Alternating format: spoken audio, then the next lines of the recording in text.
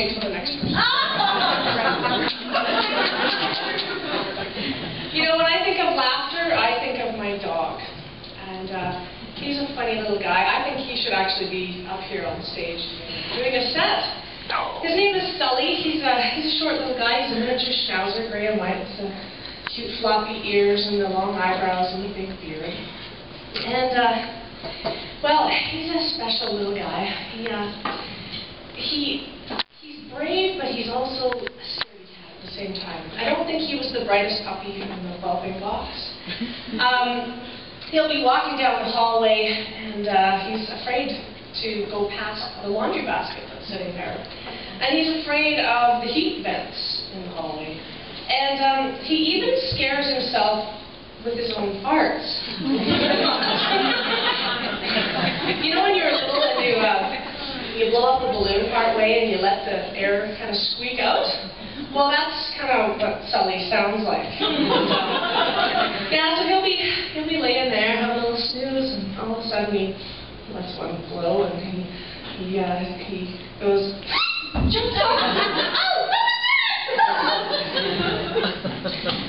Well, one time we were out in the country at our cabin, and it was when Sully was a puppy, and he came across his first barbed wire fence. Well, he's bounding along, so happy to be off the leash. He goes flying over the bottom barbed wire, and he stops dead in his tracks, and his eyeballs kind of bug out of his head. And I just panicked. He's caught on the barbed wire in a certain very sensitive spot. Guys, are you like cringing or what? Yeah, and all I could think of was Leonard Cohen. Like a dog on a wire, like a wee on fire.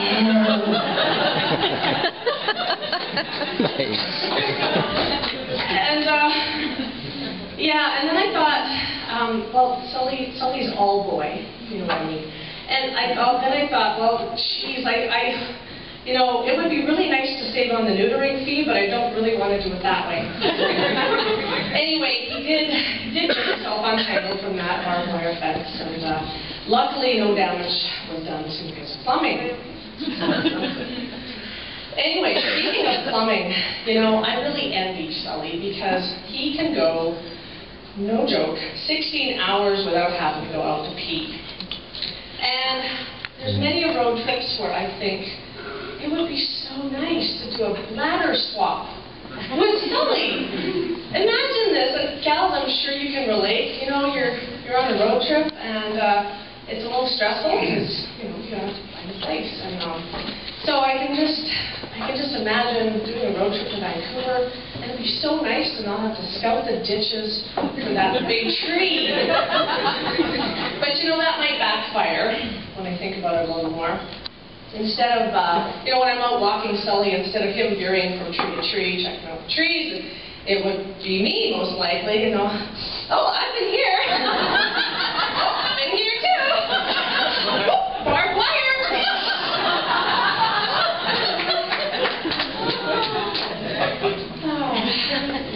You know, we could all learn a lesson or two from our dogs. Every time they get up from sitting or lying down, they stretch. Everybody stretch. Yeah. So I started taking yoga, limber up, and Sully and I actually do downward facing dog together on my purple yoga mat. Anyone here take yoga? Yeah, you know, one where you're out like this, your bones sticking up in the air, stretching out the back.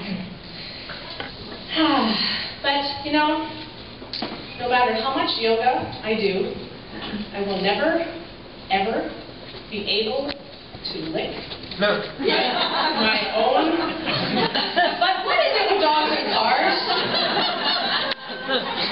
Yeah, Sully loves sticking his nose out the car window, driving down the highway at 100 kilometers an hour. He looks pretty funny. You know, his ears are flailing around like Dumbo, trying to take flight. His eyebrows are plastered to his head, his eyeballs are being sucked back into his skull, and his jaws are just flapping like this, and you can't forget the snorting.